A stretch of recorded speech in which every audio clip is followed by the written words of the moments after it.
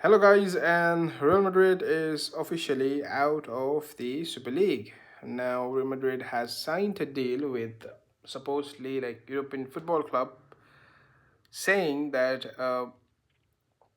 there will be principal agreement that ends the legal battle over Super League saga. The agreement mentions focusing on sporting merit, financial sustainability, and enhancing fan experiences using technology. The agreement is expected to resolve all legal disputes between Real Madrid and UEFA. This Super League saga came out, I think, back in 2021. Many clubs did bailed out since the idea was launched, like as soon as the fans started protesting, and many clubs opposed those. I think the top clubs like Arsenal, Liverpool, and many other clubs did pull out immediately. It was just Real Madrid, it was just Barcelona, this two club, and Juventus, which came out, which pulled out in 2024, I guess, or 2025, not pretty sure. But the two clubs, Real Madrid and Barcelona, did stand on its very much, it's on its ground.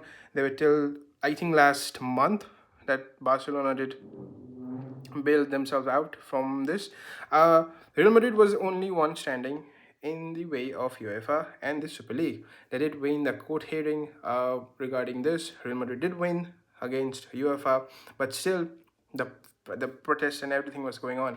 Now I just want to tell you why I think this protest was, because there's a very specific clause in Super League which does hamper some sort of development in football, that there will be guaranteed some spots for some top tier clubs, that they will be always be playing Super League no matter what. They do bad, the good, there will be top spots reserved for teams. Now that is, in some sort of, like, for example, many clubs come out of their domestic championships because they get qualified by their leagues to play in the Champions League, to ultimately play in the Europe. That is the dream of many clubs.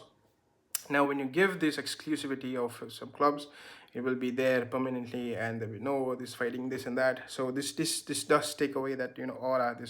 There's the pressure between these clubs to improve.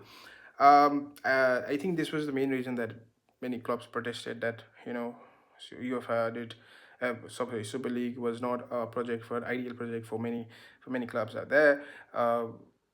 Obviously there is some monopoly of UEFA in the Champions League. That was their Real Madrid and Barcelona's counter on that purpose. And now it seems to have that Real Madrid has come to an agreement with the UEFA. Now we did lose, we did lose. Even though we did lose, we have this agreement, and now again we'll be focusing on Champions League. Again, this will be football. Again, there will be league, and then this and that. We still there. Barcelona will be playing Copa del Rey against Atletico Madrid, I think on Thursday or Friday, where I am. Based on this, this thing keeps on going, but in sort of in a power shift, in a power structure, I think we did be losing some ground, Real Madrid, because we did lose at the end of the day.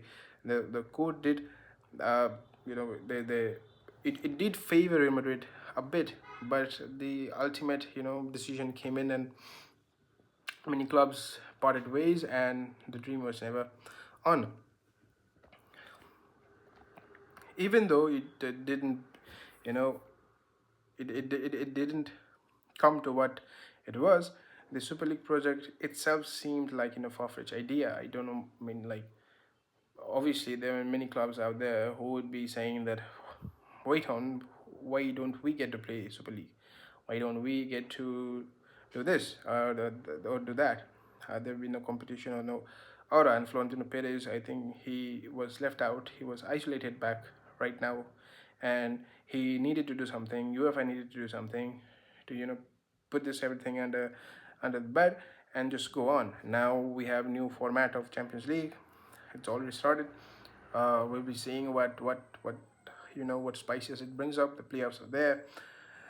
Many teams will be playing. Top teams will be playing in the playoffs, and how this will turn out, we'll see. And yeah, this was everything that we needed to know. Super League is off. UEFA Champions League is on, and we'll be competing it for the 16th